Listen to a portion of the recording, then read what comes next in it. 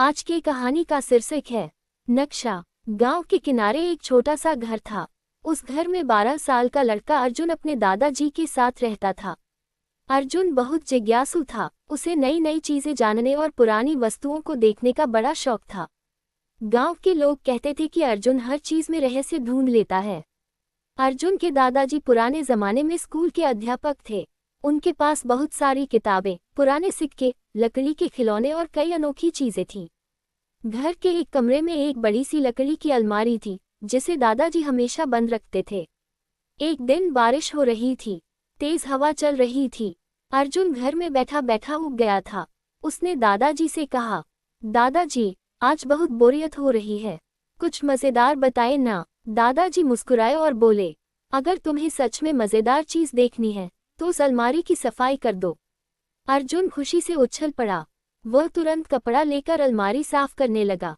अलमारी में बहुत सारी पुरानी किताबें और कागज रखे थे। तभी उसे एक पुराना पीला लिफाफा मिला।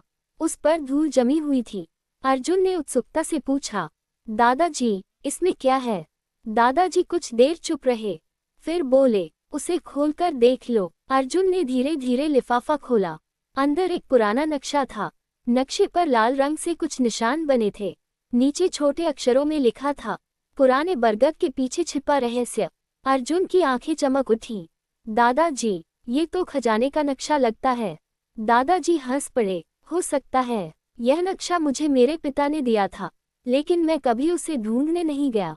क्यों? अर्जुन ने पूछा। दादाजी ने गहरी सांस ली। क्योंकि मैंने हमेशा सोचा कि असली खजाना मेहनत और ज्ञान होता है।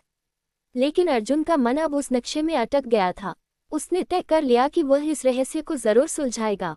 अगली सुबह बारिश रुक चुकी थी। अर्जुन ने अपना छोटा बैग उठाया, उसमें पानी की बोतल और कुछ खाने की चीजें रखी और नक्शा लेकर निकल पड़ा। नक्शे में गांव के बाहर वाले पुराने जंगल का रास्ता बना था।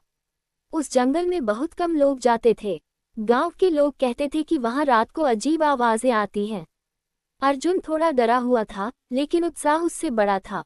चलते चलते वह जंगल के पास पहुंचा। पेड़ों पर पक्षी चहचहा रहे थे। हवा ठंडी थी। रास्ते में उसे उसका दोस्त मोहन मिल गया। मोहन ने पूछा, कहाँ जा रहे हो? अर्जुन ने धीरे से कहा, एक रहस्य खोजने। मोहन तुरंत बोला, मैं भी चलूंगा। दोनों दोस्त जंगल की ओर बढ़ गए। नक्शे में पहला निशान एक पुराने कुएं के पास था। वहां पहुंचकर उन्होंने देखा कि कुएं के किनारे पत्थर पर कुछ लिखा हुआ है, सही रास्ता वही देखता है जो ध्यान से देखता है। मोहन बोला, इसका मतलब क्या है? अर्जुन सोचने लगा। तभी उसकी नजर पास की झाड़ियों पर पड़ी। झाड़ियों के पीछे एक छोटा रास्ता छिपा था। शायद यही रास्ता है, अर्जुन ने कहा। दोनों उस रास्ते पर चल पड़े। रास्ता बहुत संकरा था। कई जगह पेड़ों की शाखाएं रास्ता रोक रही थीं। थोड़ी दूर चलने के बाद उन्हें एक बड़ा बरगद का पेड़ दिखाई दिया। उसकी जड़ें जमीन से बाहर निकली हुई थीं। पेड़ बहुत पुराना लग रहा था। अर्जुन ने नक्शा देखा, यही वह बरगद है। दोनों ने पेड़ के आसपास खोज शुरू की। कभी पत्थर हटाते, कभी मिट्टी खोदते, लेकिन उन्हें कुछ नहीं मिला। मोहन थककर बोला, शायद यह नक्शा गलत है।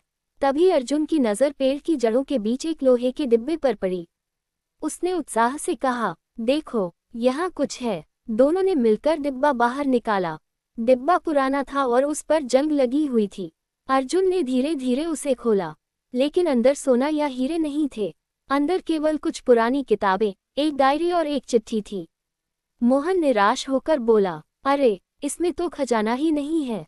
अर्जुन ने चिट्ठी खोली। उसमें लिखा था, अगर तुम यहाँ तक पहुँच गए हो तो तुम साहसी और धैर्यवान हो।